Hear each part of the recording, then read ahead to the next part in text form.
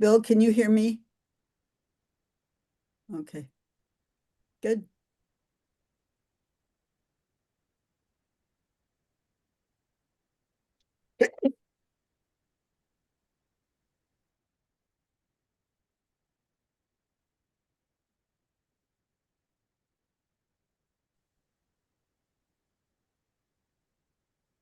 All right, ladies and gentlemen, let's get the show started. Time being 9:03 a.m. on September 18th, 2025. I'd like to call this meeting to order of the Kane County Public Service Committee. Clerk, please call the roll for attendance. Right here. Gums. Lewis. Who's here? Sturgis. Tepe. Zeppy here. Young. Here. Sanchez. Sanchez present. Okay, we have quorum. Shepard, Special Assistant State's Attorney present. Remote. Is here as well, remotely. And I believe Ms. Gums requested remote attendance. Is she on? Okay, if not, she will be here, and I'm assuming no objection for her participation in the meeting. So we'll move on to approval of the minutes, August 21st, 2025. If I get a motion of some type to approve those minutes. Gripe moves for unanimous consent of the minutes from August 21st, 2025. Right, pass for unanimous consent. Any objections? Hearing none, minutes are approved. Public comment. We have a few people signed up. I'm just going to go in order of what I've got here. So we'll start with Jordan Mann. Hello, good morning, board. You ready? Okay. David Young, you got up here on Friday because you had strong emotions caused by a school shooting that resulted in the murder of someone you personally admire. Your emotions of grief, anger, and fear are 100% valid. These murders are horrific, and we are owed an apology from our government for the staggering body count in this country caused by gun violence. The lack of gun reform and mental health services in the US is a problem. Please direct your energy and zeal towards Congress because for decades, they've refused to pass laws to protect US citizens from gun violence. I understand your emotions, and I understand using that emotional energy to take action to speak publicly as the First Amendment allows us all to do. But what I don't understand, David Young, is how that you think it's appropriate as an elected board member to use this microphone as a platform to promote misinformation and your harmful personal ideology towards the queer community. You got up here on Friday and again yesterday armed with half-truths and cherry-picked facts to better fit your political prejudices and transphobia. Even when the facts on gun violence overwhelmingly point in the other direction. I think you need to be reminded, David Young, that you are an elected official and the county board is a privilege. It is not your pulpit to use vile, divisive speech that's wholly unrelated to the topics presented by the board. Please stop wasting the board's time and the taxpayers' money with your transphobic and homophobic agenda. Please go talk to a therapist about it to help you work through those issues. The board, I would like to present my thoughts on David Young. He obviously continues to abuse his privilege at this podium as an elected official. I question his ability to think critically. His obvious disdain for anyone that presents him with facts that he doesn't like was evident yesterday with his flippant behavior and arrogant body language towards the members of the community that were up here on this podium. He cannot seem to differentiate between propaganda from facts, and he uses this platform to promote his personal ideology instead of working for the people that he was elected to represent. I ask that David Young be removed from this board. Thank you.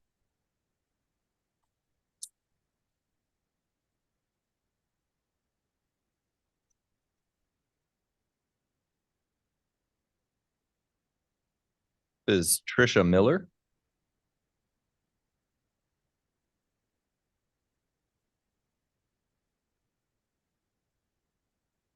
Good morning. According to David Young, people are now expected to denounce the heinous acts of a few while he gets to conveniently ignore the acts of the majority. 99% of all gun violence is carried out by heterosexual men, most of whom are white. Between May 1st, 2024 and May 1st, 2025, the GLAD Alert Desk tracked 932 anti-LGBTQ incidents in the 49 US states and DC. That is the equivalent of 2.5 incidents every day. Violent attacks included in this year's count resulted in 84 injuries and 10 deaths. 52% of those attacks were against transgender individuals.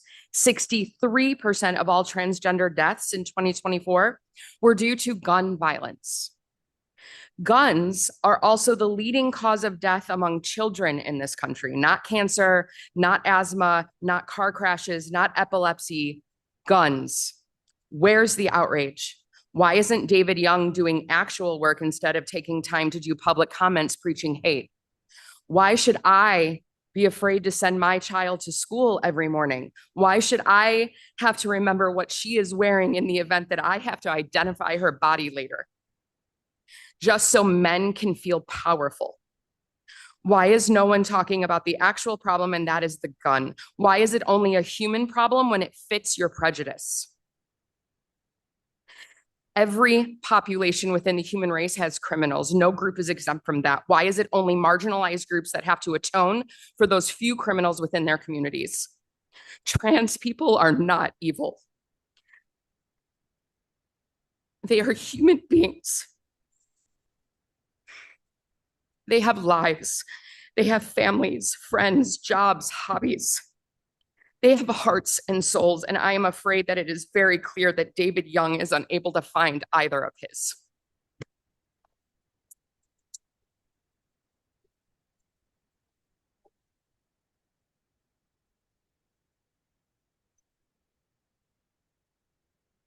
Next up, Denise Theobald.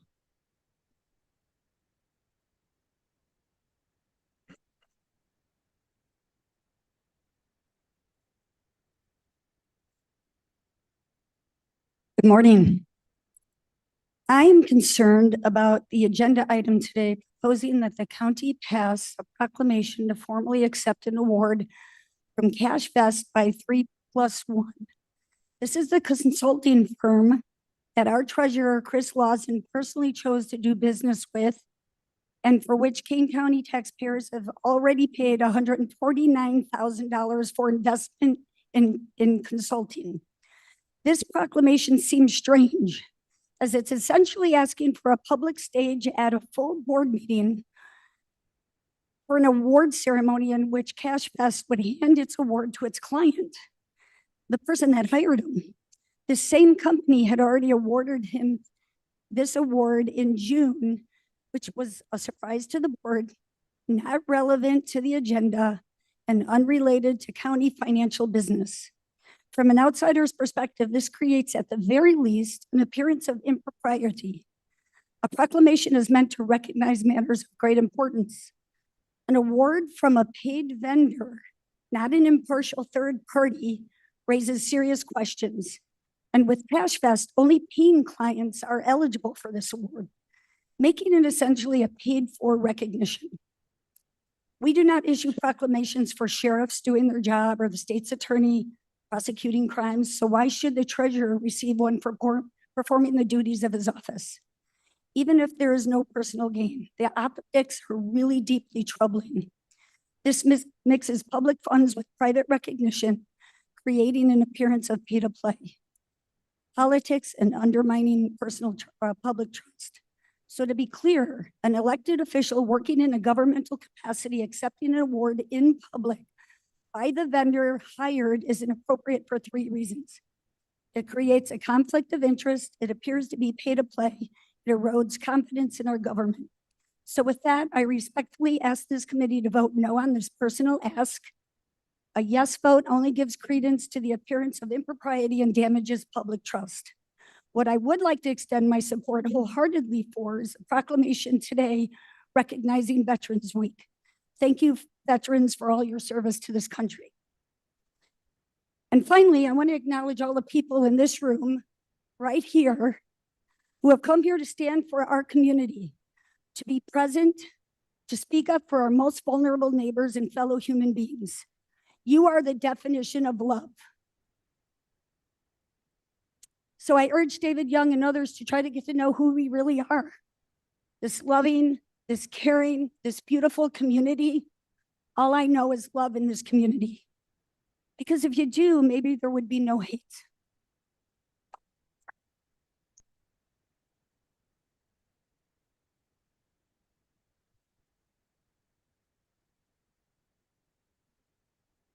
Next up, David Young.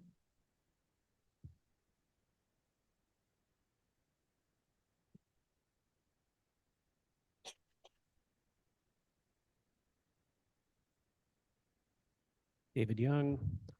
Everyone is talking about how I'm not supposed to come and talk publicly, but when I am over here, I am a King County citizen and I can speak here. When I'm over here, then that's a different story. So when I come with facts, and no one has ever, and I'm not going to go through the facts again, but the issue is that this did happen. No one is condemning it. And it's going,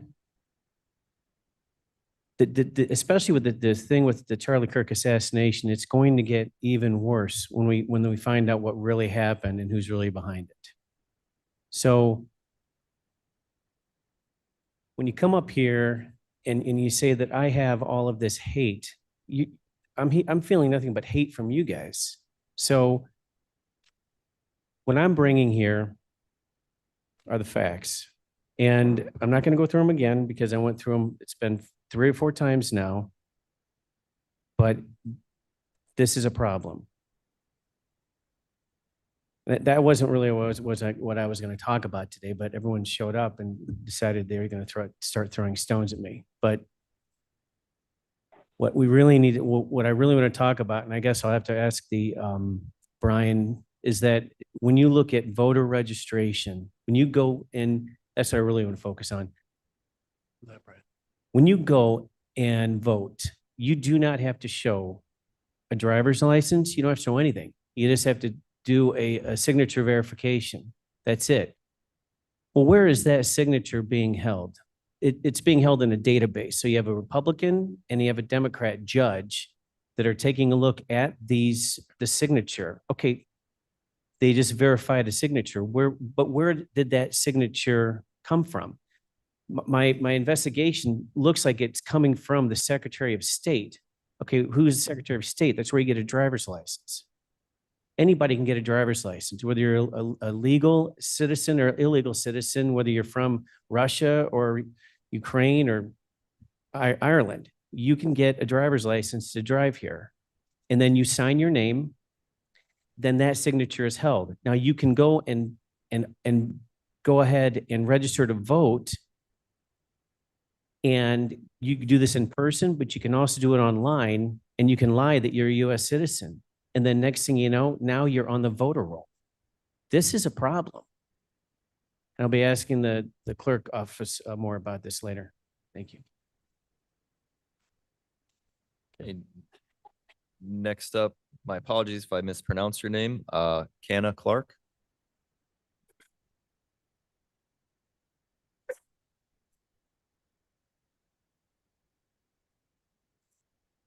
Hey, if you could just state your name for the record and then, Hi, I'm Kana Clark. okay, I got it. Good. Okay. Hi, I'm Kana. I'm from Batavia, and I've lived in Batavia for years. I really like it. I love the farmers market and the library, and I love the Batavia Interfaith Food Pantry, where I volunteer a couple times a month. It's a very safe and loving community, Batavia, but comments made in this room have made me feel unsafe in my community. A sitting board member made a statement that LGBTQ people are part of a culture of death and an evil group. I struggle to feel safe in a city where some of the people in charge believe I am part of a culture of death, that my friends, coworkers, and family members are an evil group. I challenge this board to address the facts that 54% of mass shootings are committed by non-transgender white men, according to Statista data from 1982 to 2025. Less than 1% of mass shootings are committed by transgender people. So it'd be a bit silly to condemn all LGBTQ people based on that.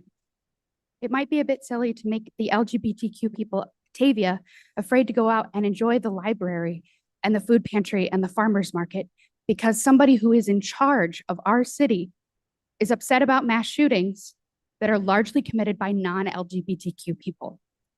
I would hope that the board would want all people to feel safe here, including LGBTQ people like me. Thank you.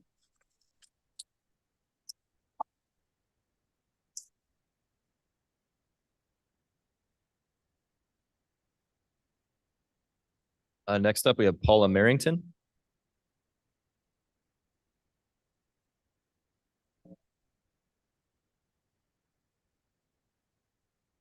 Hello, everybody.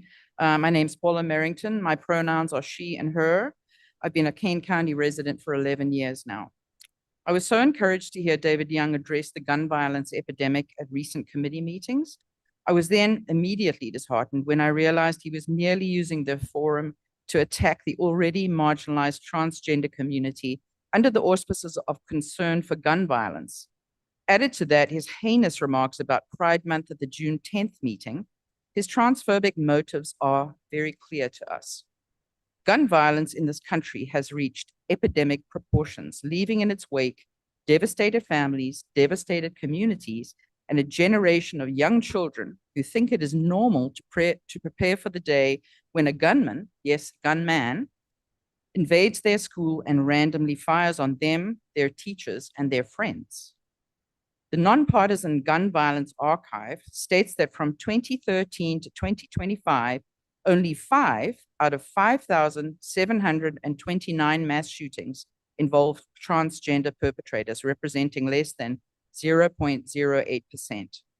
I notice Mr. Young has yet to mention that statistic in any of his speeches.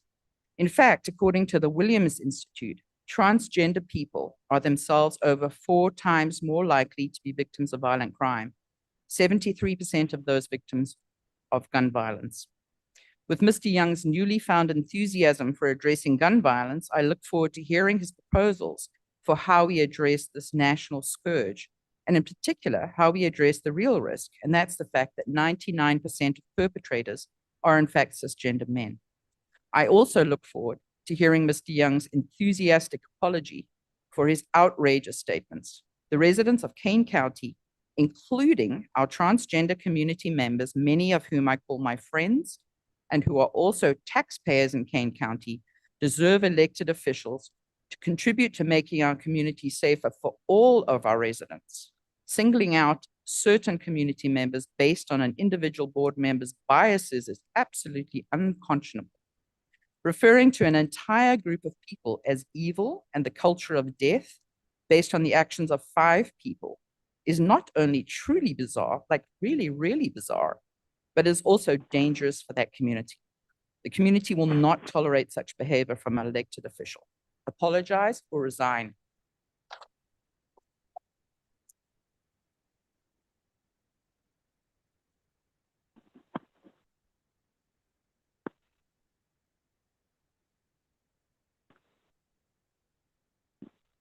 Jackson Diamond.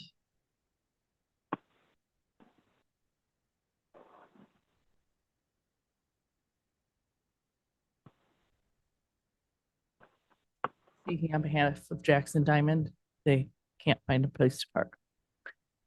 Hello, my name is Jackson Diamond and I'm a transgender adult and I use they, them pronouns. I'm here today in response to transphobic, hateful, and violent statements that were shared by a King County board member recently. Not only once these opinions were expressed, but 2 times on record while serving in the capacity as an elected official, an official whose responsibility it is to equally represent the residents of King County. It is all of your responsibilities on this board to equally represent all people, including me, a transgender adult that is also a parent, clinical psychologist, and proud community member amongst the other queer and transgender people here in the King County area. I have lived in King County for over 25 years, and I'm here to advocate for myself, my family, and my community. The past week, I have thought about what I might say during the short time in which I have to speak to convince you all board members, in addition to other King County residents, of my humanity as a transgender person. Should I tell you all that I pay my taxes, or about my professional experiences as a clinical psychologist working tirelessly to support the mental health needs of community members in the King County area? Should I share about how much as a parent I work to instill in my children the knowing that all people are worthwhile and lovable even though they are hateful? That I love bird watching and my favorite season is fall? Is there anything I could say to convince you of my humanity and that of those in the queer and transgender community with me? I fear there is nothing I can say to convince you of my humanity and that of other transgender people in the area and beyond. It is apparent based on recent statements made, people on the board are wholeheartedly committed to vilifying me and my queer and transgender community. I will not recount the numerous factually true statistics that have been shared by other community members here about how little public risk transgender people like me actually pose to others. However, it does bear revisiting that the King County Board declared September to be Suicide Awareness and Prevention Month, and that then allowed one of your own board members to share his take on the dangers of transgender people like me on record. The tolerance for his comments, as made apparent by the lack of interruption or challenging by any other board members, while this transphobic and violent vitriol was shared, is abhorrent and frankly a huge contributor to reasons people like me, transgender people, are at higher risk for suicide in comparison to cisgender counterparts. I'm calling for the immediate resignation and or removal of board member David Young. David Young's remarks constitute official misconduct under 720 ILCS 5/33-3, as he used his official position to target and vilify a protected group as forbidden by the state. His statements are also a violation under Illinois Human Rights Act 775 ILCS 5, which prohibits discrimination by public officials based on sexual orientation and gender identity. Lastly, and perhaps the most importantly, his statements violated the King County Ethics Ordinance. I would say thank you for your time, but I shouldn't have to be here in the first place.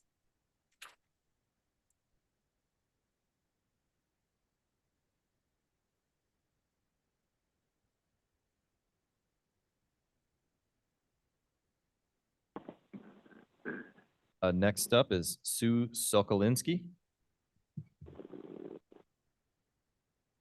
Hi, Sue Sokolinsky.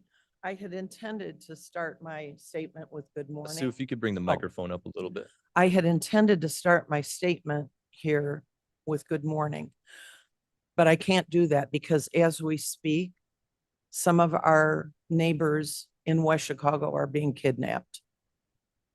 So I would say hello to all of you.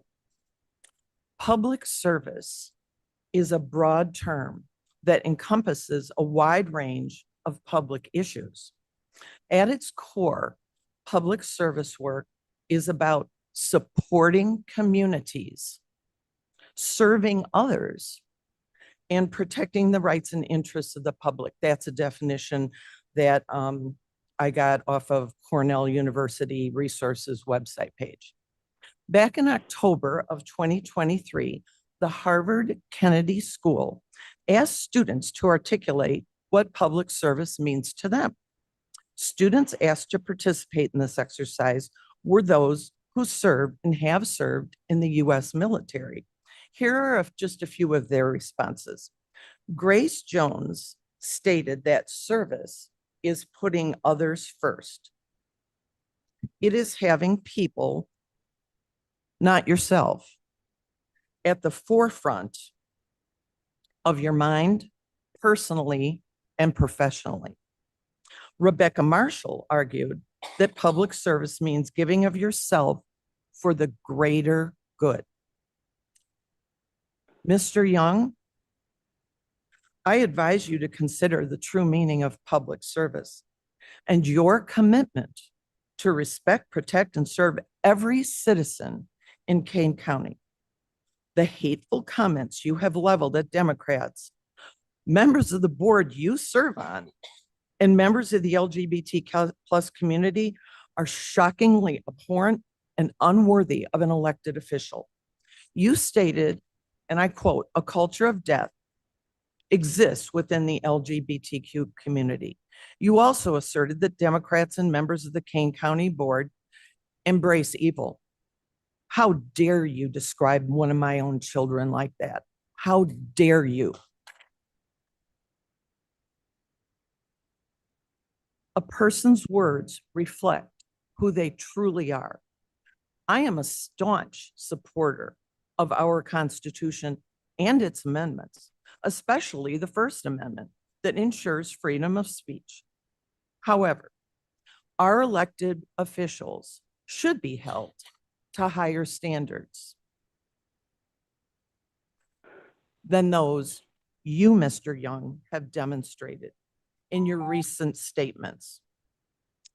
I urge the board to consider Mr. Young's fitness to serve.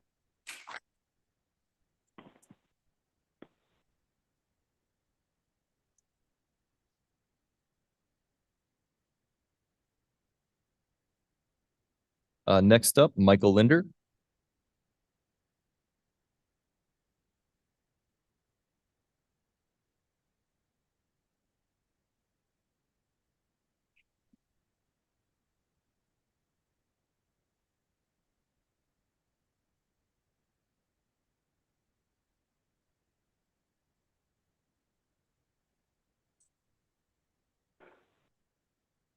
Michael Linder, sixth generation resident of St. Charles and a gay man. I preface my comments by saying I'm speaking as a member of the public and not as a Kane County board member. But I also see the absurdity of that disclaimer. Were I to be arrested tomorrow for DUI, the Chronicle headline would head the column, County Board Member Michael Linder, ... Or if my home were to be firebombed by a crazed right-wing zealot, ginned up by the statements made by another member of this board recently, it would say, Board Member Michael Linder dies in blaze. Murder is a terrible thing. I also believe this board has a mission, and we need full attention on the business of the board. I hesitated to make this public comment because I don't think a political back and forth on a subject unrelated to the board's business at hand is productive. But the number of emails and phone calls I've received in the days since another board member's inflammatory public comment bring me to saying a few things. Murder is wrong. Murder is always wrong. I don't even believe in the death penalty, state-sanctioned murder. Charlie Clerk was murdered a week or so ago. It was murder. It was wrong. It was a very bad thing. He leaves a wife and 2 children. It was a very bad thing. But Charlie Kirk was a man. And as we all are, he was a flawed man. His speech was racist. It was misogynistic. It was homophobic and transphobic. His death is a tragedy, but I don't believe he should be taken up as a martyr. That's my opinion. But above all, it is incredibly wrong to use his death to magnify hatred, to use this as an occasion to vilify one political persuasion or another, to accuse persons of certain minority persuasions and or their defenders as evil. It is wrong. If it is done to advance oneself in an upcoming election, it is wrong. If it is done to advance the views of a political leader, it is wrong. If it is done just to get noticed because you perceive that the spotlight should be aimed your way, it is wrong. If it is done because there's hatred in your heart, it is wrong, and I'm sorry. For whatever reason, it is wrong. I won't say that it is evil. That's not mine to say.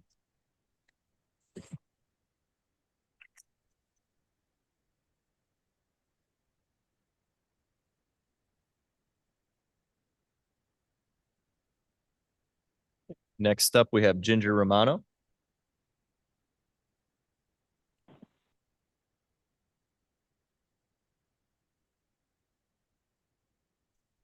Ginger Romano.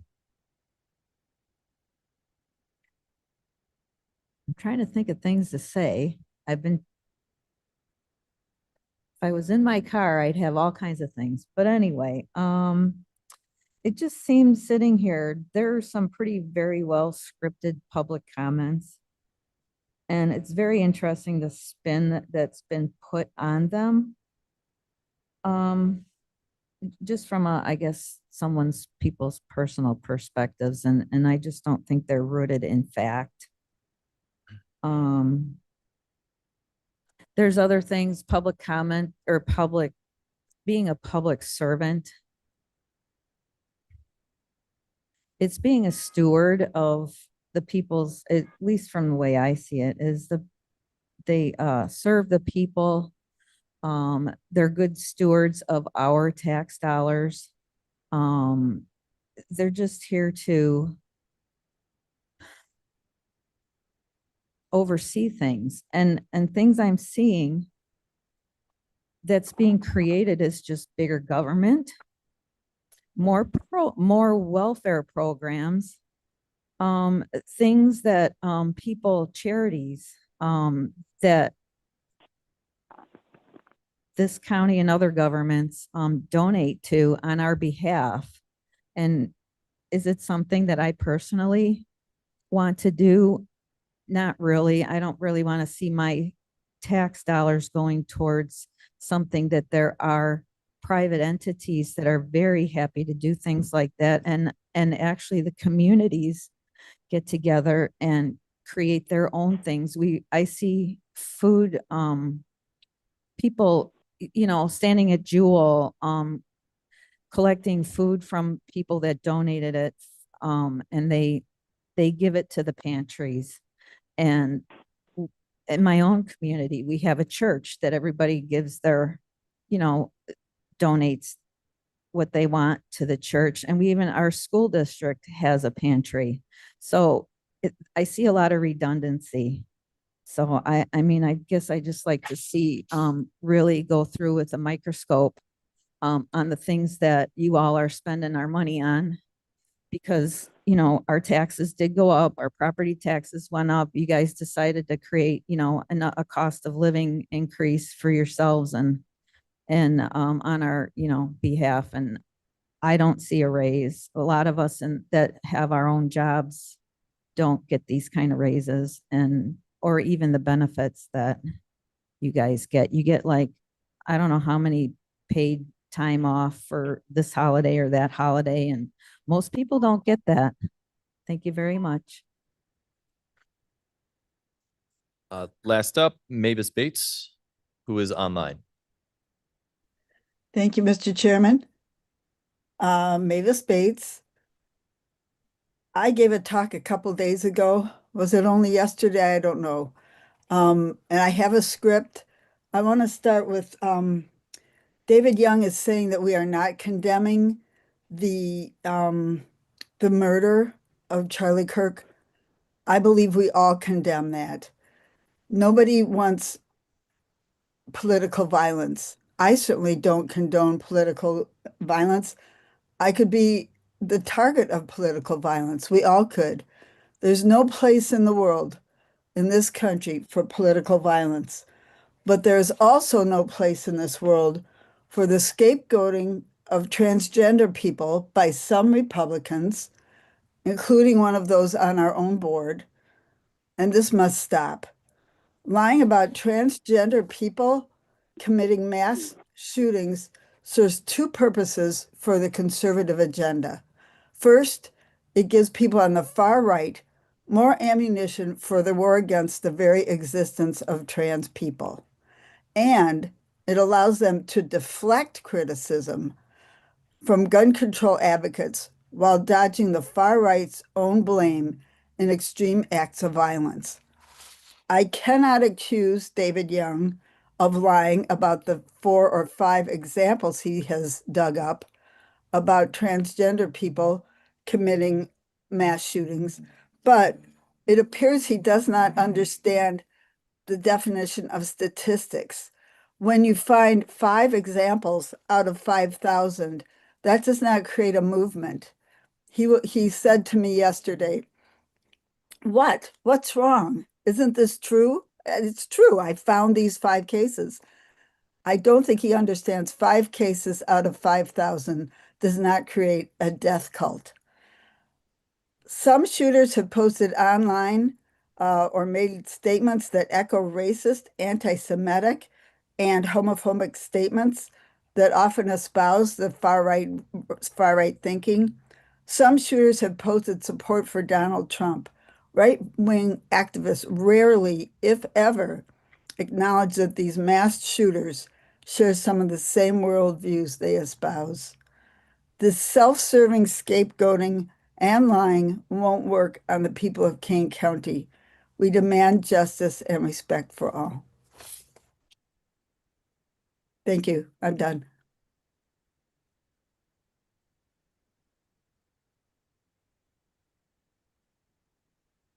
There were a couple I missed. They had our clerk verify. So we have two more and we have just enough time for two more. So first up, Brian Anderson and then Bill Tarver.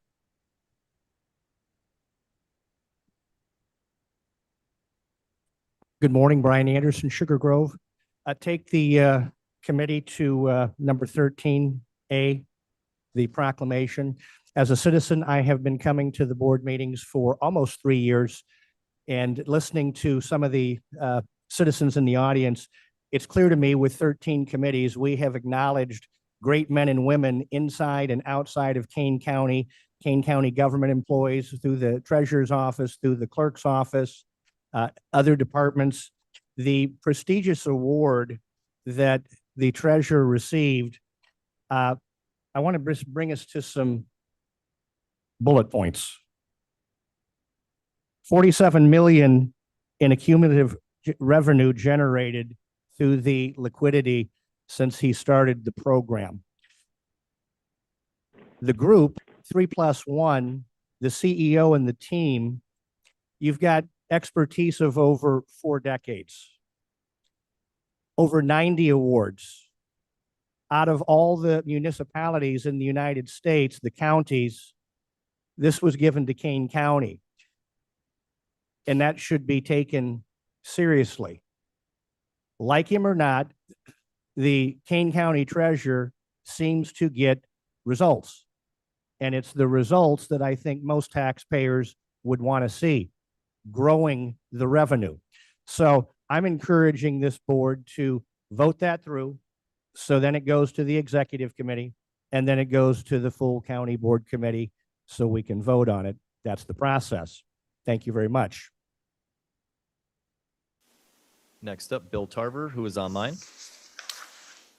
Thank you, Mr. Chair. Can you hear me okay? Yes, we can.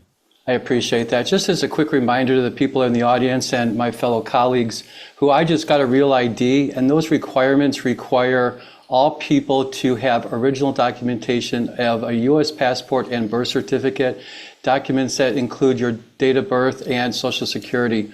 So just want to kind of share that. But Bill Tarver, Batavia. Today I rise as a citizen to remind the Kane County Board that they have been elected and entrusted to represent and serve all residents with fairness, respect, and dignity, regardless of race, religion, sexual orientation, gender identity, or background. Recently, a county board member made public comments as a public citizen that were explicitly transphobic, disparaged the LGBTQ+ community, and stated that the Democratic Party embraces a culture of death, embraces evil, and demanded the Democrats denounce evil. I find these comments to be offensive, discriminatory, inflammatory, and harmful, targeting LGBTQ+ residents of Kane County, misrepresenting the values of the Democratic Party, and undermining the integrity and credibility of the Kane County Board. I believe these statements contribute to creating an unsafe and hostile environment for LGBTQ+ residents and allies, causing harm to the community the board is sworn to represent. According to Everytown USA, 125 people in the United States are killed with guns every day. There have been 10,638 deaths in the United States as in 225 alone due to gun violence. Where is that outrage? There have been 9 school shootings this year, bringing the total number of school shootings to 230 since 2018. Why not highlight the character, the race, the gender, the politics, or the belief systems of those individuals who committed those atrocities? Thanks to comments made by another citizen, we've been made aware of 3 individuals who were, in his words, transgender. This is a pathetic attempt to villainize members of our trans community. In fact, the majority of these mass shootings have been perpetrated by men who are not transgender.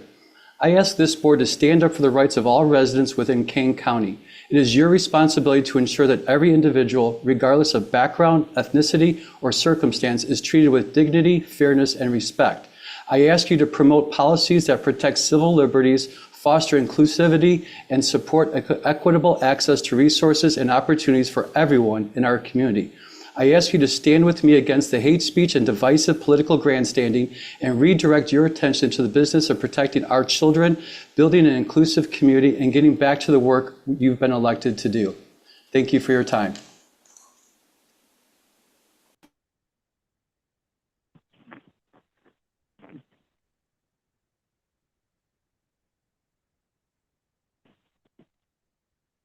Concludes our public comment for today. With your indulgence, I'm going to make one slight change to the agenda. We have our treasurer collector on the line. He's out of town and asked if he could be moved up in the agenda to get that done. Mr. Lawson, are you there? I think it's *6 to unmute if you're on the phone.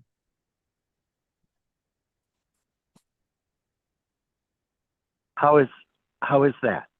We can hear you now. All right. Thank you very much, Mr. Chairman. Let's see. We are on schedule. I submitted my report, written report, about a week to 7 to 8 days ago. We're collecting the $1.6 billion on schedule. The next piece of the process is the tax sale. It is an illustration of the awful power of government, that if folks don't pay their property taxes, their homes are sold. Before I go on to, I have two, I think very positive examples of public service that a couple of our staff members during this collection process have done. But I would like to just respond to Ms. Thibault's concern about 3+1. I have tried to engage outside of the 3-minute podium parries and reposts, and to come to a more deeper understanding of each other's position. I have been told by Ms. Thibault that there is nothing that I can say that she wants to listen to a couple of times. I've invited her to, visit in our office. We can go through audited financial statements, records on 3+1. Happy to, fully lay this out, and all those efforts have been Mr. Chairman, denied. point of order. No, I'm making This isn't my a report. This report is a now. public statement. Mr. Linder, he's Mr. responding Chairman? to his office, so I don't know that is inappropriate to my understanding. Some history on 3+1 is we passed in the King County Board in 2020, in my final 6 months as chairman, 2 unanimous resolutions to adopt their services.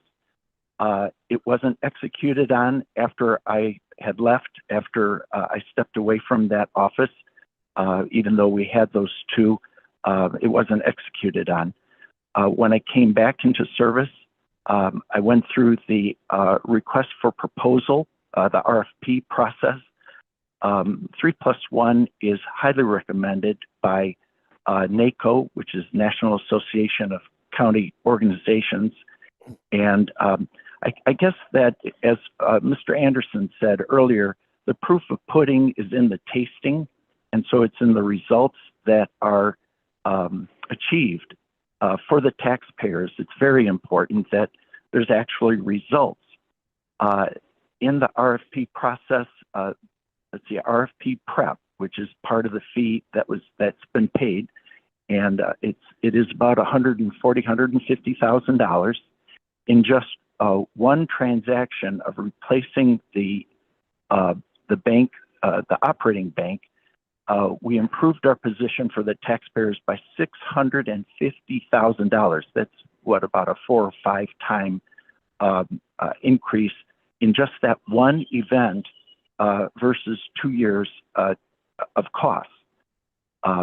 Also, again, the millions of dollars that have been gained by the proper projection of what our cash balances are. This has been a very productive investment of taxpayers' resources. So, and again, I offer at any time, if any citizen, any of the 530,000 people who we serve, and we see a lot of them during the season, the collection season, my office is always open to anyone who'd like to have me listen to what their concerns are and try to respond as best I can. There are two things that I just wanted to share, that have occurred in the last month. We're very blessed with a tremendous staff. Each one of those people are just wonderful in their own way.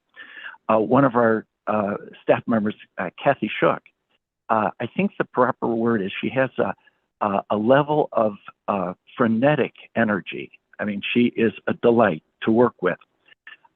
She has been spending more time at the counter, greeting people, welcoming people as they come into our office to pay their taxes.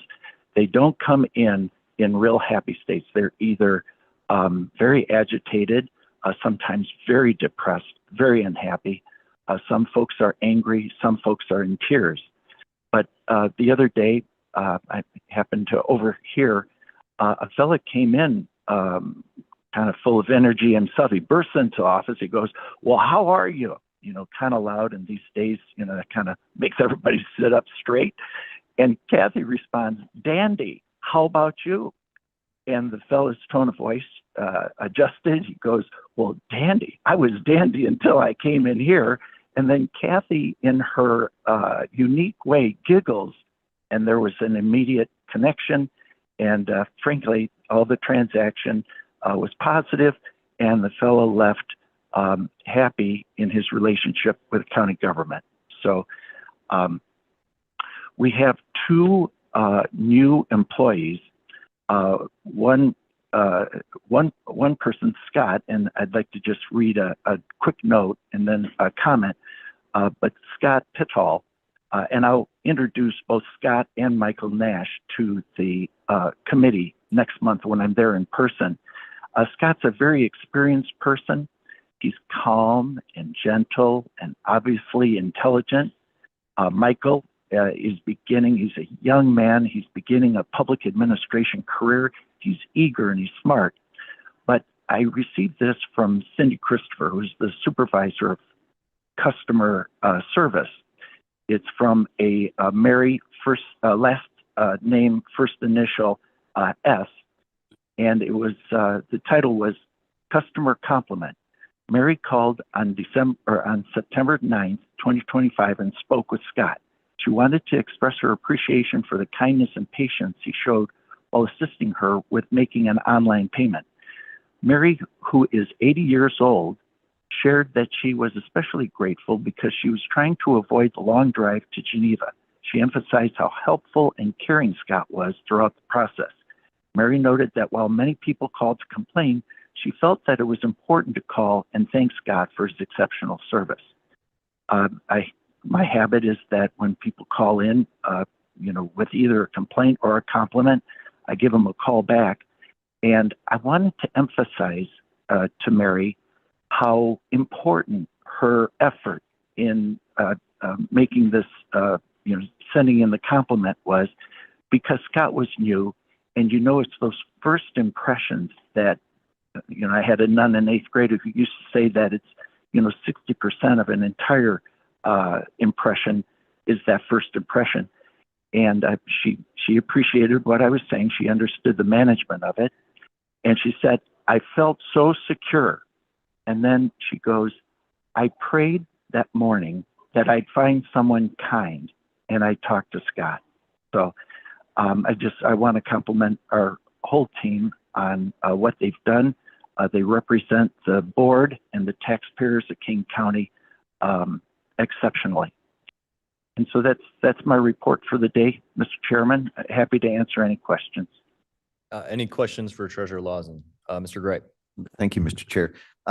Thank you, Chris. I'm curious with the recent reduction in the Fed funds rate, which rolls down to the prime and such. Is there a way, and not right now, of course, but is there a way to project the impact on the interest earned by the county based on two factors, that being the first one, And, if we know what the rate is, great, but, estimating that. And the second one would be based on this year's potential use of reserves to fund our budget, and in 27, a similar, if not more significant drawdown potentially for that. It would be great for us to have in the budget process, I think, the impact of that, not that we can change it, but we should be aware of it if that's possible. I think that makes perfect sense. That's one of the two most important questions that we answer every day in the treasurer's office. One is, how are the collections going? The other is, how is the earning? And I think you have the two, 95% of everything that affects the money that the board has to spend are the two variables that you just mentioned. I do work on that every day. We just submitted our finance committee report for next Wednesday, so more to come on that. It is interesting that one of the things that we'll talk about next Wednesday at finance committee is that the treasurer's office is assigned a 29% cut to its proposed budget.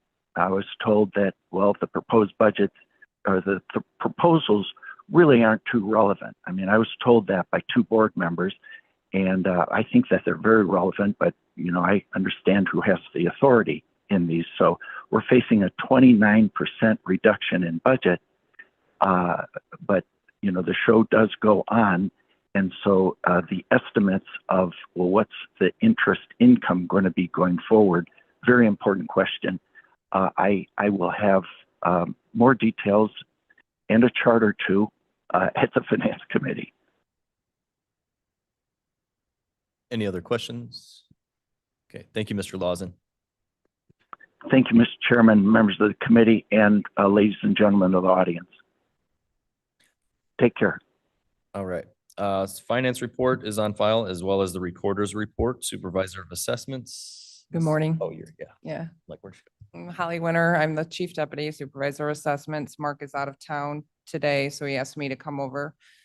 He has supplied the report. Can you bring your microphone a little closer? Those ones Sure. aren't strong. Thank you. So he has provided the report. I do have a couple additions to that report under the border review progress. Both of the last two townships have one published today and one's publishing tomorrow. They will both have final filing deadlines for border review complaints on October 20th, 2025. Any questions for the supervisor of assessments office? Okay, thank you for being here. Thank you. Regional Office of Education. Yes, hello, everybody. Today I have with me the professional learning supervisor. Jordan has been with us, Jordan Eggleston. Jordan's been with us now for 3 years. She does a fantastic job, and I think she's going to talk about a subject today that everybody's very interested in. I know that our superintendents are. Jordan? Thanks, John. Got to make sure I'm super close, right? Yeah. Okay. So over the past few years, we've seen a rise in chronic absenteeism across the state. And this is a challenge that not only affects student learning, but also school culture and long-term success. So in response, schools have been reaching out for support as they create attendance goals within their school improvement plans. And our role at the ROE has been to walk alongside them with proactive research-based strategies. So one of the key ways we're supporting this effort is by helping educators not just understand what chronic absenteeism is, but really why it matters. So we're working directly with teachers, MTSS teams, administrators to implement a tiered interventions that are aligned to student needs and school goals. We've also placed just a strong emphasis on the connection between attendance and a student's sense of belonging. So through scaffolding strategies, we help schools draw that link clearly and meaningfully, because students are more likely to show up to school when they feel seen, valued, and connected. Our team is also supporting schools in building personalized attendance campaigns, providing attendance data tracking tools, and helping schools align their practices with district-wide and evidence-based attendance plans. And finally, we're working to increase family engagement and improve communication around attendance because meaningful change can't happen without strong partnerships between schools and families. By focusing on prevention, connection, and alignment, we're helping schools create environments where students not only attend, but truly belong. Thank you. And that completes our brief unless there's any questions. Is there any questions, Madam Chair? Thank you. I have a question. Since COVID, have you seen an uptick in attendance decline? Was it right, pre-COVID? I'm sure that there are pockets, of course, but has it increased, and has it increased cross-population? Yes, the answer is yes. Yes to everything. To everything.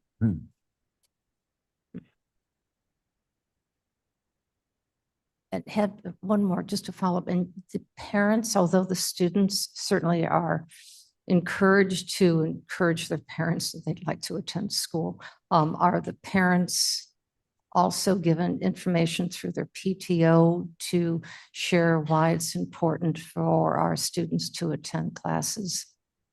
Yes. Yes. Absolutely. Yes, they are. And I believe, every district, we serve 9 districts, and every district has their own campaign. But what's nice is we have all these different networks within the Regional Office of Education. So they come together.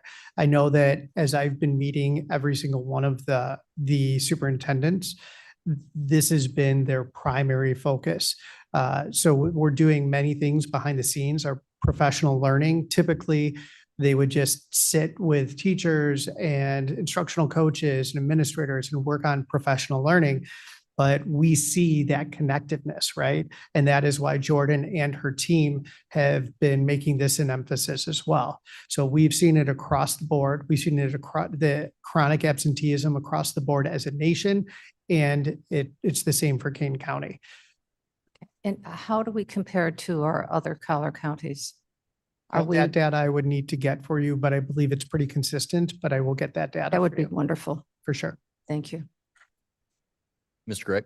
Thank you, Mr. Chair. And thank you both. I do some volunteering in a couple local schools. So this is important stuff, but so we know that it's happening. I don't think I missed the why, but we're trying to educate people how important it is. I mean, any rate, why is this happening? The absenteeism, I'm sorry. Sure. There's various reasons. I'll let Jordan go first and then I'll continue. Yeah, I think it just depends. I think we do a lot of data analysis where we will go into schools and have families share those barriers. But it can range from anything from like socioeconomic status, limited access to resources to get their kids to school. There's a lot of like medical concerns, health concerns. I think a lot has to do with educating parents on like, this is how we do things here. And this is why we want your child here, because if they're not in school, they're not learning. So we've really had to kind of change the way we communicate with families to make sure that they understand, and even helping teachers to understand what's the root of some of these, but it definitely is a range across our county. All of our 9 unit districts are incredibly different and diverse. So each county has each district has different priorities.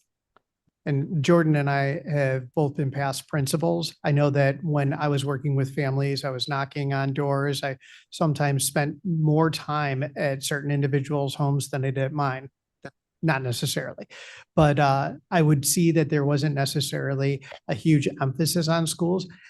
Each of us has had our own experience, and for some families, it's just not as much as a priority, or it may be that the child is being used for babysitting or care at home. It really all depends. But that emphasis, that is what's important for us to share with families and to show them that one of the ways, whether it's poverty, whether it's just not knowing, whatever it is to show that it is if the kids show up, and I've kind of talked about this before, if the kids are showing up, that's the first part, right? We need them to show up first. And then we have those engaging activities that keep them there, that they want to be there. And then that learning can take place.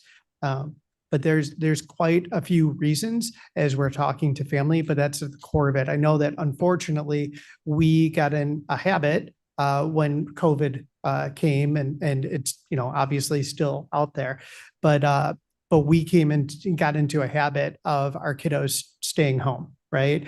And learning from home. Well, we know that although learning through our computers, through virtual means, we know it can happen, but the best place is to be in the schools and engaging with others for social reasons, for emotional reasons, but then for the academic reasons, the extracurriculars. And so it's sending that message across. And then the networks learning, because I know Elgin, I know St. Charles, and I believe Geneva have very specific programs this year that they're trying to promote getting kids in school on a regular basis. And there's probably things happening across the board, but those are just specific campaigns that I'm aware of. Mr. Cheppy and then Ms. Lewis. Okay, thank you, Mr. Chair. I'd like to share, one of the committees I sit on is the Juvenile Justice Committee, and Regional Office of Education is one of the members on that committee too. And the JJC, in conjunction with the Regional Office of Education, is sponsoring a series of seminars. The first one is going to be later in October at Elgin Community College, and it's on this very issue. We're bringing in a key consulting organization that's well known in the truancy type area, you know, why kids aren't at school. And they expect these particular seminars to be packed. Yeah. So, you know, there are things being done about it, at least being addressed, but you know, it's a concerning problem. And it's a concerning problem when you talk to the judges associated with it too. So I commend them for doing this, and I commend the JJC for paying for it. Yeah, thank you. The Student Services Department is doing a fantastic job under Josh Axelson and Jeff Inarowski in creating this along with the JJC and putting together. There's going to be 4 different times they come together, and we have many of our districts, but then on top of it, many of our school teams that are going to be coming to this. And Dr. Graysick, my understanding, Dr. Graysick, who's going to be leading this, is, I think she's the second, maybe the first across the world. She's the expert. And so we appreciate having her come to us, and we're expecting to just continue to try to work towards solving that problem. So thank you. Ms. Lewis? Quick question. I love data also. Is there anywhere that I can go, like, to see by district what our problems are? Because I know they're different in St. Charles than they are in Aurora than they are in Elgin. Do you have, like, you know, like really cool, pretty charts? So actually there's, if you go to Illinois School Report Card, Okay. then you can look up, so it's Illinois School Report Card. You can look up your specific, for office supplies. you can look up Thank your you. specific school district, or you can look at a specific school, and to see it gives you a very comprehensive view of what's going on at that school, not just the academics, but the 5 essentials, which really looks at the overall climate. And then it shows the percentage of chronic truancy there as well. Once again, it's very comprehensive. Yeah. It's a great source. Yeah, I love those. I look at them all the time. But what I was wondering is, do you guys have a list of, like, I'm just going to use Aurora because we all know that's my school. Do we know in District 131, these are the top 5 reasons? Well, I think that specific to that district and those schools, not necessarily, but I believe what we're finding is that the reasons, they're pretty much throughout all of the schools, pretty much throughout them, but nothing that individualizes for each school, for each district, the top 5 things.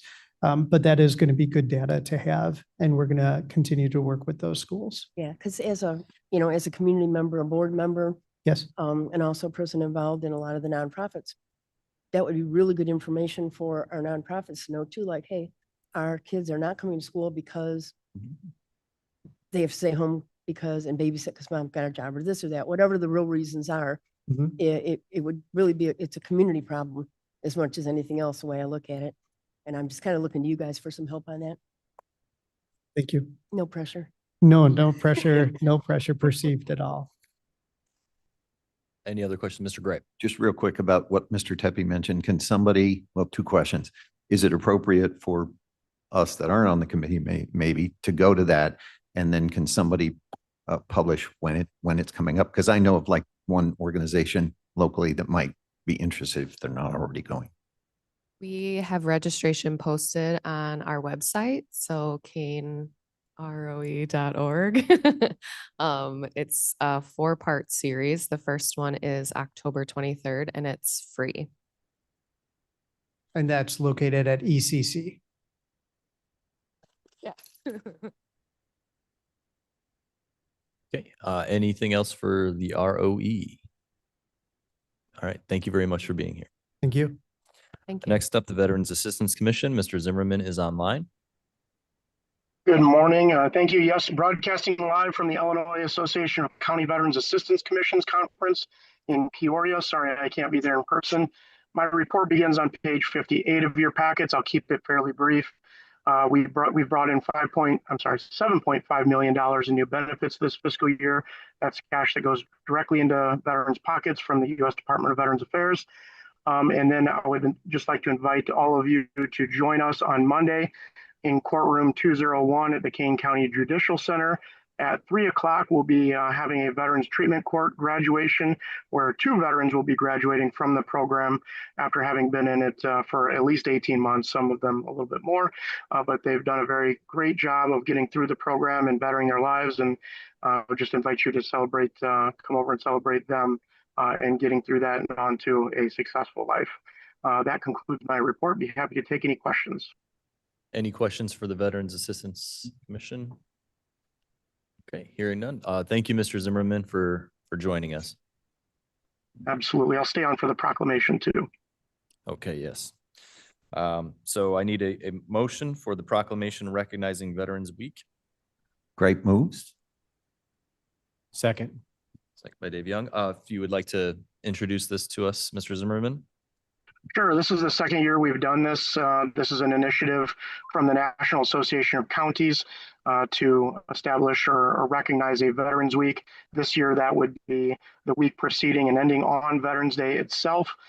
Part of the proclamation and recognition includes encouraging units of government as well as residents and businesses to display a green light at their house or another prominent location to recognize veterans during that time frame. The National Association of Counties calls it Operation Green Lights for Veterans. Any questions or comments on this one? No. Okay. Clerk, please call the roll. Gripe, Great, yes. Thumbs, Lewis, Lewis, yes. Tepe, Tepe, yes. Young, Yes. yes. Yes. Okay. Again, thank you, Mr. Zimmerman, for joining us today. Thank you. County Clerk, Mr. Pollack. Good morning. Thank you, Mr. Chair. I do want to point out, Ms. Lewis, we have plenty of colorful charts too. So feel free to check out our website and our social media. We've got them. You don't talk about that. I understand. Focuses the attention. Exactly. The nice thing about these meetings is we get to hear about the interplay between departments. So hearing the Supervisor of Assessments office talking about where the certification reports are for the townships in terms of where the books are. We hear the Treasurer's office talk about people coming in to pay the taxes, and the County Clerk's office that does kind of that other piece in terms of property taxes. And, you know, when those levies come in to our office and then our office takes those and does the extension. Mr. Emerson over there and his staff do a great job of calculating that tax extension. So all those lines on your tax bill that shows how much is going to the township and how much goes to the school board and how much goes to the county, the little portion that goes to the county and everything else, That's the clerk's office that calculates all of those things. And so you hear the little pieces from each of the departments. You have to think of it as a big puzzle that comes together. And then our township assessors as well. It's a collaborative process, and nothing gets done without everyone's participation, so that money comes in and the money is distributed to all those local governments which needs them. So you don't think about it, but it's nice to be here to talk about that. You have our report. A couple things I want to highlight. You've heard it ad nauseum, but it's important. Passports, we are coming into September, we have through August on your report. We're just under 5,000 passports for the first few months of the year. We're going by this point of the month, we've probably already beaten last year's record, and we still have the rest of September, October, November, December to go. Remember, this is all non-property tax-based revenue that's coming in that helps your general fund.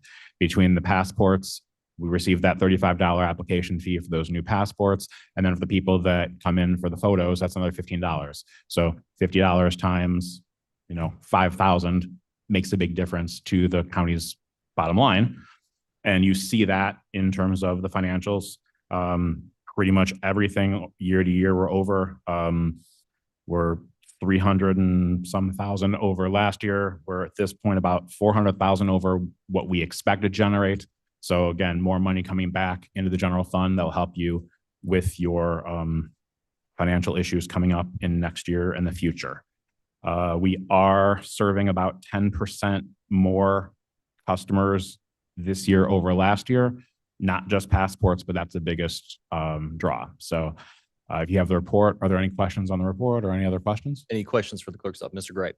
Yeah, thank you very much. Great reports. Like the colorful ones too.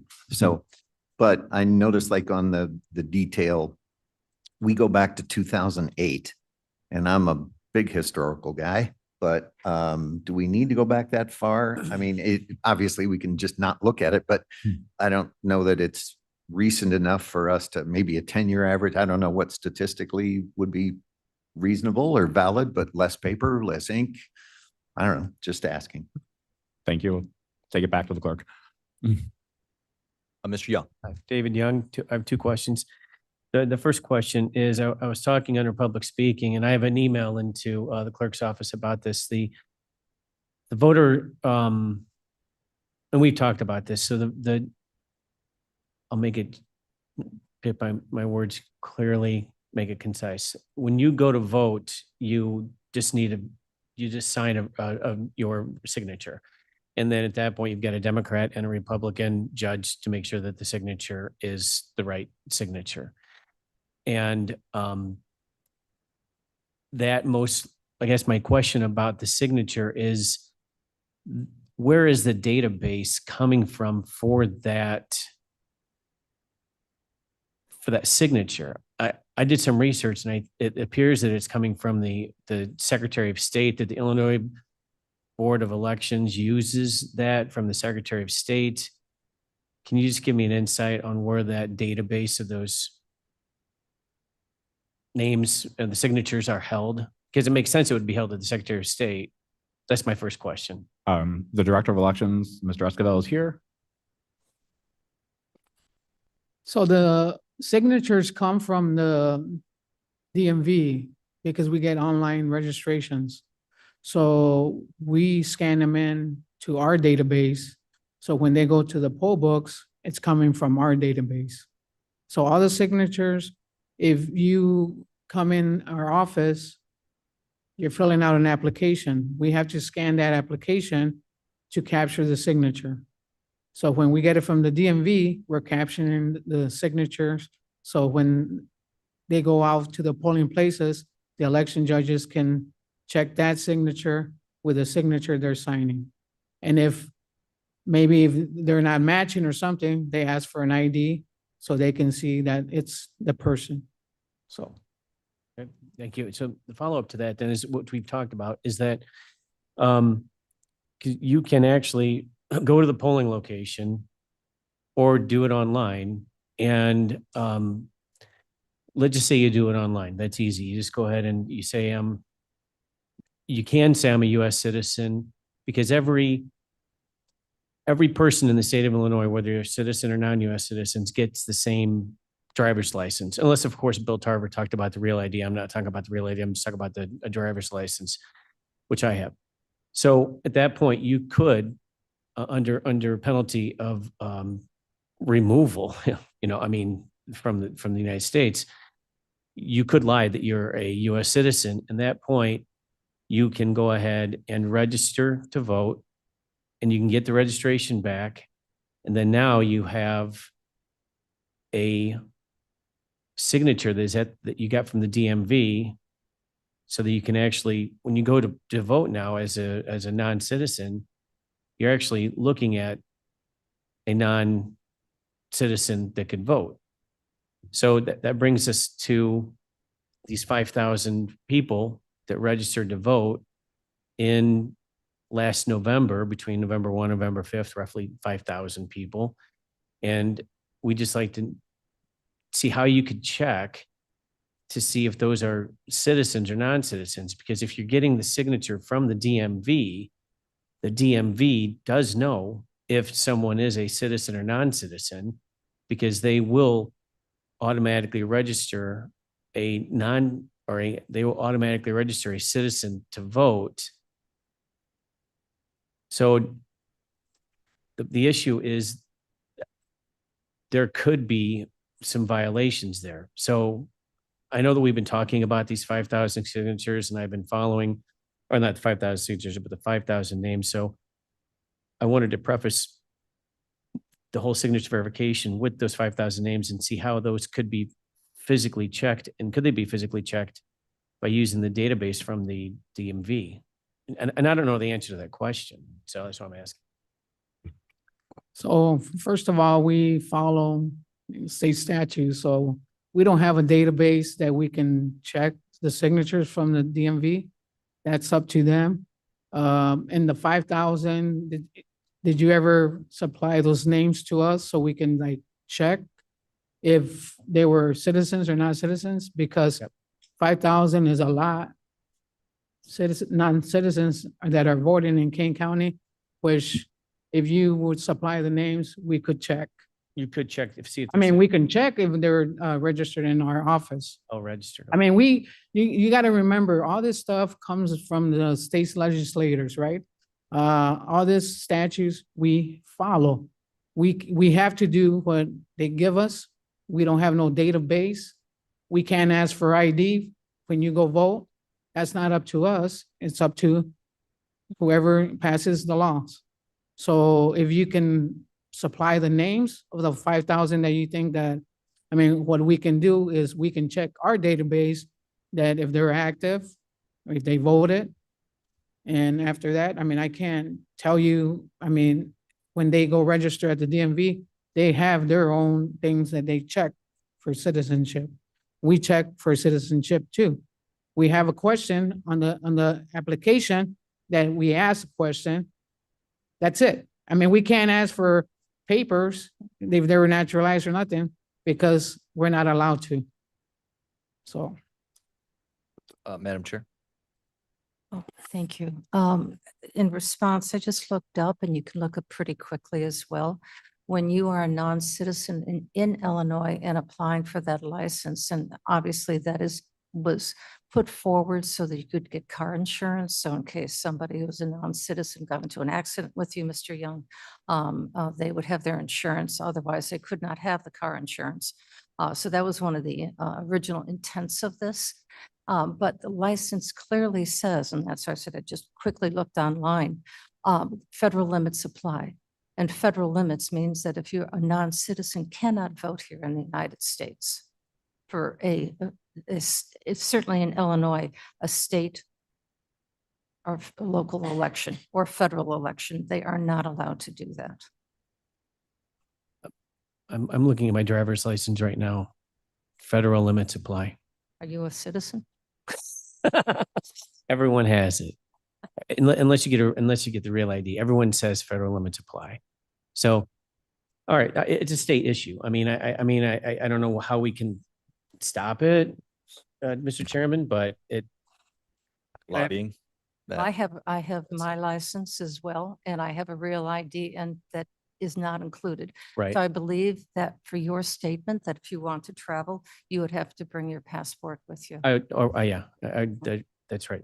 So if I want to travel, I have to bring a passport. My second question, thank you. Obviously we're having issues with the budget, and then there's the additional $1.6 million that was from the US Alliance.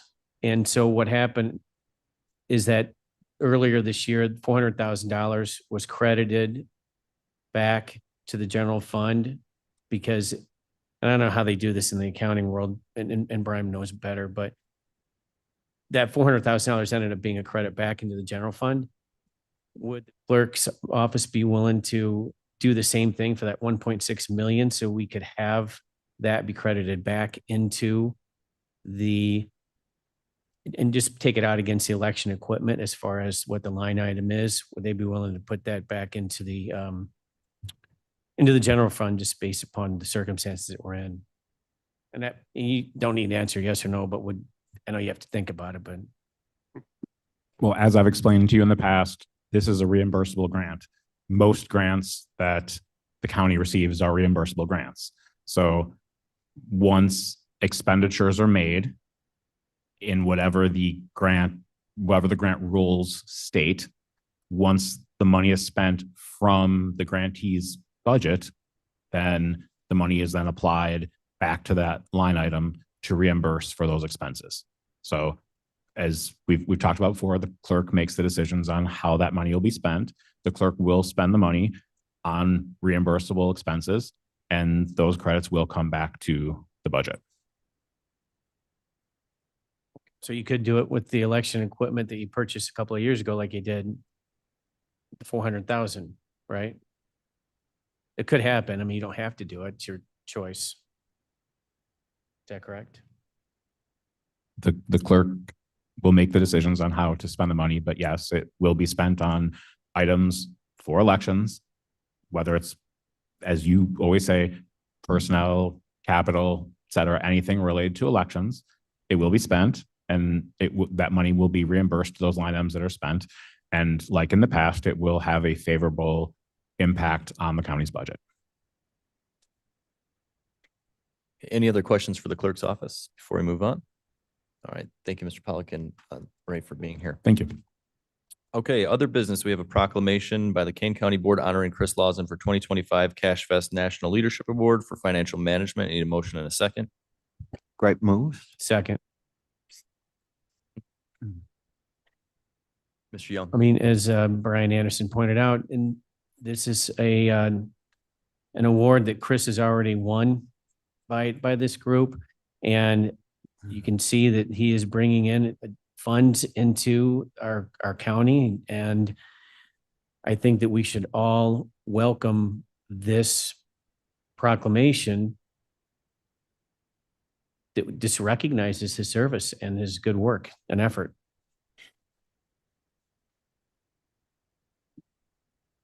Yep, just, I guess more of the same, but, having been a financial advisor, there are fees. There are always fees. I hated those discussions with clients, but, if we pay, it was over 100,000, I think, and we generate 47.6 million in new revenue. We have a 28% increase in which is 28.6% increase, 95,153 in revenue just this year. And using their tool, we realized an additional 541,910. So when our people do great things, I'm just thinking of your predecessor, John, a lifetime of great service. We recognize that with the proclamation. I think this has nothing to do with party. This has nothing to do with person. I'll tell you very frankly, I don't care what the party is. If this person was a Democrat, that's great. What I'm looking at is what the results were, and we should recognize and encourage that. That's the only reason to do this. It has nothing to do with Chris or anybody else, but to pick that company to do this work. I always told my clients that if they picked us, we would do the job, but that's 100% visible after the fact, right? You either did what you were trying to do or you didn't. And this is exceedingly positive work, which I think deserves recognition from anybody on this committee or the board. Mr. Tepe? Thank you, Mr. Chair. This has everything to do with party. This is so ludicrous, it's crazy. You know, to think of, you know, getting acknowledgement for award from a firm that was paid $149,000 plus, and the only people that were eligible were clients of that firm. This is just crazy. And I think it's disturbing to continue to waste time on this. Thank you. Any other comments? Ms. Lewis? So where I struggle with this is I truly believe, and I wish Mr. Lawson had brought this forward when it happened, that for our county investment of $150,000, we got these great returns. That's a really great story, and I think that's the one that needs to be told. My problem is I don't know if us paying somebody and getting great results, if that warrants somebody getting a proclamation because they received an award from that company. It's just kind of my issue in there that I'm struggling with. But I do acknowledge the fact that that $150,000 investment paid off very well. So thank you, Mr. Lawson, for getting this company. Yeah, I tend to look at proclamations as more statements to things out in the community, things that we recognize. When it comes to a proclamation for an elected official, I'm a little hesitant. Something as a retirement send-off is a little different than something like this, because then my mind goes to the issue of fairness coming from the ARPA committee. We always had to consider that. And right off the top of my head, I can think, well, our current auditor, Penny Wegman, received an international award for transparency last year. So if we're going to start to do proclamations for elected officials on, you know, their accolades, then we have to kind of bring that fairness issue in, and then we would then need to do one for Ms. Wegman and how many other elected officials that may have similar accolades that we could proclaim. So myself, I'm more in favor of trying to keep these to things that are of the community rather than patting ourselves on the back metaphorically. So that's kind of where I stand on that. I don't know if there's any other comments or questions. Mr. Greit. Just one more, and everybody's got the perspective. I really appreciate what you just said, Jarrett. You know, when I look at this, that therefore it's resolved that we recognize the treasurer for his exceptional contributions to the community, Kane County, and congratulate him for receiving the award. So this isn't for, you know, Chris feeding Chris or Chris doing something for Chris. Chris brought in $46.5 million to the community, to the people of Kane County that we represent. So if that isn't exceptional, I don't think we should give anybody a proclamation for anything, because that's 96.5 over your goal is pretty good. So I appreciate everybody's position. Yes, he's got a party with him, but like I said, if he was a Democrat, I'd be voting for this. So thank you. Okay, with that, clerk, please call the roll. Gripe, yes. Lewis, Lewis, no. Tepe, Steppy, no. Young, Yes. Sanchez. Sanchez, no. Fails with 3 noes, 2 yeses. No need for executive session. I need a motion to place the reports on file. Mr. Chair, I ask for unanimous consent to place reports on file. Tepe asked for unanimous consent. Any objection? Hearing none, reports are placed on file. I now need a motion and a second to adjourn. Tepe moves. Second. Those in favor say aye. Aye. We are adjourned. Thank you for being.